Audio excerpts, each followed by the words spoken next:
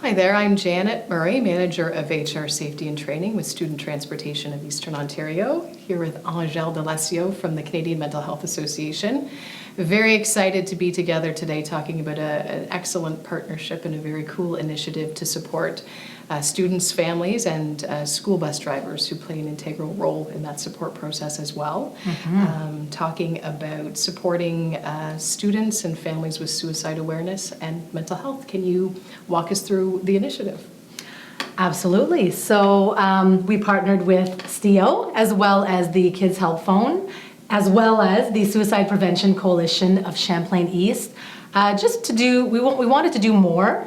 And this actually came from a bus driver in our area that made that contacted us initially as a result of a loss from a student on her bus that deeply impacted her, and wanted to know what could be done moving forward for future students. And we thought about that for a while, over a year, and we thought it was really simple. Really, we thought about it too much. We overthought it, and we thought, okay, let's simplify this. What about a poster on a bus? Would that be effective? Of course, we thought, yeah. How do we make this happen? So we reached out to STEO and we were in touch with yourself, Janet, and we're very, very honored that you acknowledge the importance of this initiative through our Suicide Prevention Coalition. Our next step, so when you agreed, our next logical step was to find a resource that would essentially be able to support all children, not specifically an age group. And of course, the first one that came to mind was Kids Help Phone. So here we are. We had some training today with several bus drivers on suicide prevention as well as self-care. And we talked a little bit about the Kids Help Phone and how that is an important resource for our young people, as well as adults who may want to learn more about where young people are at or some issues that may be affecting them. So the training today was kind of informal. It wasn't too heavy, but we wanted to get the message across to the bus drivers that first and foremost, they are, as you mentioned before, they're the first person that they see each day, and the last person they see, and how could they play a part in the mental health wellness of those students. Right. So we thought if there was more awareness on looking for signs of distress, not necessarily always about suicide, but we know when someone is struggling with anxiety or depression or bullying, if it's not addressed, it could lead to more serious issues such as suicide.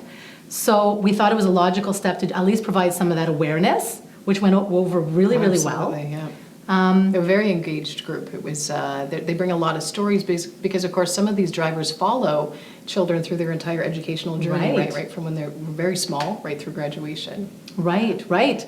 And, initially people are, if they're not familiar with the word suicide, or it's not something that was part of their language, depending on where they're at, it can be a hard topic to address, but nonetheless, it's an important one. It's a reality. 1 in 17 people thinks about suicide at any given time.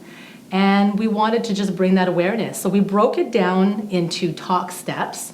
So the Living Works does a lot of the background research and puts together these wonderful workshops and training sessions. So the first one is called Suicide Talk, which is the one we presented here today. So it's just a general awareness, and it breaks down the talk word, which is the most important thing to remember, is that we need to talk openly about suicide in order to prevent it. Right. So Janet, I'm going to ask you, like I asked the audience, what do you think the T stands for in the talk? What would be the first step? Well, I do remember from having participated, but how important it is just generating that talk and telling sort of the things that may be troubling you, or just feeling free and open to talk about those things that are maybe weighing heavy on you as a student. And you're exactly right. So when we're talking about the tell, often a young person doesn't have the language or isn't sure how to tell. So they do.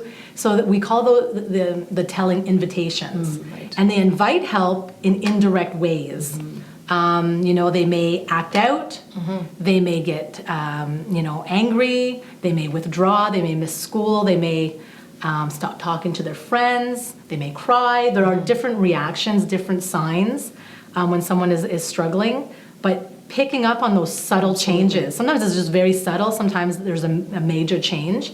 But for bus drivers to just be aware, because they're seeing them 190 plus days a year, they may be able to pick up on something that is different. So paying attention to what they see, what they hear. Yep. I don't belong here. I want to end my life. People don't care about me. What's the point? So what they see, what they hear, and what they learn about. Maybe they know. They overhear a conversation about a divorce, about being bullied on the schoolyard, or after school or whatever, or online. So picking up on these things, and if there's a concern, responding to it. And so the listening is being a good listener. Absolutely. Even though you're driving, you might want to, try to listen, as much as you can to the conversations happening that you can pick up on. And then the K, of course, was? You remember the K? I don't remember all the time. That one's a hard one. It's because it's two words. So keep safe. That's right. Yes. So we don't expect the bus drivers are going to be counselors. Obviously, that is not their role. Their role is to transport children from one place to another. But what we want them to do is, if they're concerned and it's just something's just not sitting right with them, that they dispatch that information to their bus company. And a gentleman in the audience today shared that exact situation had happened, where a bus driver noticed that a young man, grade 11, I believe, had just broken up with a young lady, really affected by it. He didn't feel comfortable leaving him at home alone. Dispatched that information, 911 was called, and coincidentally, his instincts were right because that young man was planning on ending his life that day. So it doesn't have to be really complicated.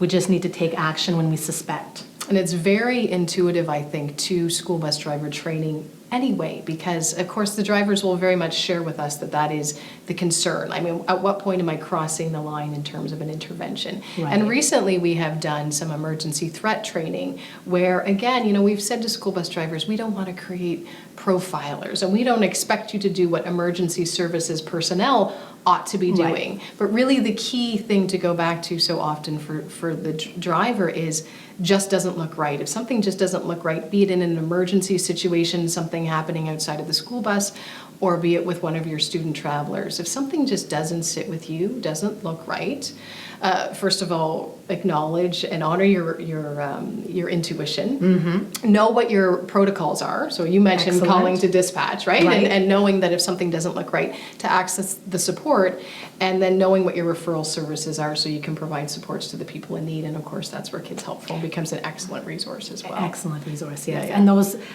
those posters will be displayed. So the project really is to have 2 posters on every bus by February 28, 2018 is actually the launch date. But so that's going to be visible in the bus, but also having that awareness throughout parents, teachers, schools, mental health leads, transportation, bus drivers. So everyone is involved, and everyone is there to support those young people who may need it. Absolutely. One thing you did mention in training, and I'm sure it's new terminology to many people, but I liked it, and I think it tweaked with a lot of people, is the idea of a suicide-safer community. How would you describe that, and what role do you think a school bus driver could play in creating that kind of a... And that's an important point you make, because we often think that it's the responsibility of somebody else to intervene. That I'm a bus driver, and that was mentioned today. Actually, the way it was mentioned is I'm just a bus driver. And that is not correct, and you're more than just you're a human. You're a human being who I would hope is compassionate and caring. And that's all that's required to help support someone, is a caring, compassionate person who wants to make a difference. So when we're talking about suicide-safer communities, we're talking about everyone. Our neighbors, our friends, our family, our workplaces, our schools, including bus drivers. So collectively, we can all make a difference. It's just a matter of reaching out, is the most, not being afraid to reach out to that person you may suspect is in need. Great. And taking the taboo away, maybe, from some of those conversations, so that a student feels comfortable, maybe, to reach out. And I think the visual, both in the front and the back of the bus, will be a constant reminder that there's always someone there to support them. and those conversations happening in the schools and hopefully at home with parents. I think that collectively will make the difference, not just kind of working in silos as sometimes we refer to it. We're all working towards a common goal. Excellent. One more thing that you focused on, and which I think was very well received amongst the drivers as well, was the idea of self-care and recognizing that when you're providing support and service to other people, that your vessel has to be refilled as well. So talk about self-care a little bit and how important that is to this sort of mental health continuum that we keep referring to. I know when we often talk about going on an airplane, right? When you go on an airplane and should something happen, Right. it's not it's you put the oxygen mask. If you have children on board, you help yourself first so Right. that you can be of service to other people, that you can be of help to your child, whoever you're traveling with. So this kind of concept of self-care is if you're not well, how can you help others? Right. So we were talking about what's effective, and we know, and the research shows that laughter is 100% effective Yep. in countering stress, because when we laugh, even if we don't feel like it, Right. or if we just put a smile on our face, our brains register, it sends the same message to the brain that we're happy, Right. therefore we release endorphins, Right. Yeah, which yeah. counters cortisol, which is the stress hormone. Yep. So that is a really easy way is to inject laughter. I was saying to the participants to increase your laugh quota Right. each day. Yep. On average, a child laughs, about 250 to 300 times per day. Right. The younger they are, the more they laugh. An average adult laughs about 15 times a day. Yeah. So there's a huge difference. Absolutely. discrepancy What there. happens, in those years leading up to adulthood? Right. Yeah. And there are a lot of things that we can learn from children. One being in the moment.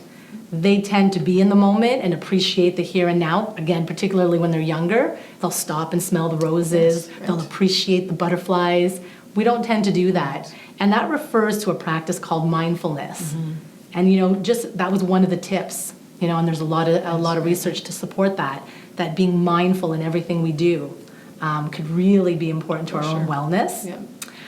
Another tip that was suggested is a digital detox in this day and age. Yes, right. Unplugging, even if it's 5 minutes a day or a certain time each week. And there's even vacations now where you can actually book what we're saying, right? a It's week-long amazing, right? Yeah. vacation Yeah. where technology is not accessible. Yes. Yeah. And that's really important for our wellness as well. We're not meant to be busy and bombarded with noise constantly. Yeah. So it's nice to just kind of sit back and to just appreciate the beauty, the nature, or the quietness, because we don't have enough of that in our lives. Absolutely. And it's funny that you say that, because we had talked early on when we were discussing the project a little bit about why the bus might be such an effective place to get some of this messaging across. And certainly it comes down to, the number of people riding the bus. We talked about that 33,000 number and just how astounding it is to be able to reach that number, but also the culture of the school bus itself and the fact that it is an opportunity to sort of sit back. Quiet may not be easily at hand, but nevertheless, you don't have the agenda of the day, right? So ingrained in what the expectations are. So you might be, more receptive to some of the messages that are available to you while you're on the ride versus maybe in your school day, in your work day, in your family relationship. So it's just a great way to reach out. And what's nice is that schools are also promoting Kids Help Phone. Absolutely. So they're not only seeing it at school, but they're seeing it now or will be seeing it on the bus. Yeah.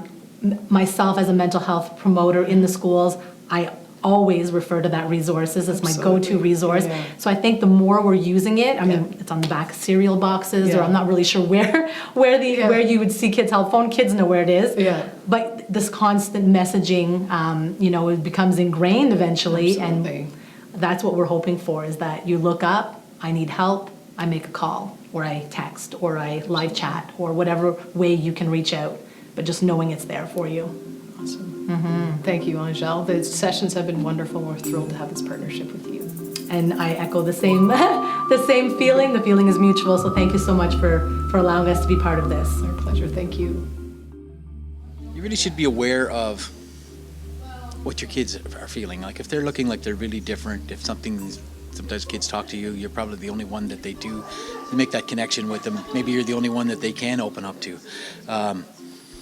One of the stories that I heard, I'm a first aid instructor as well and teach bus drivers, and one of the stories that came out was about this bus driver that picked up a grade 11 student that had just broken up with his girlfriend. He was talking about it on the way home. He was really, really down. He was just not feeling right. And this guy just kind of said, something's wrong. He's going to do something.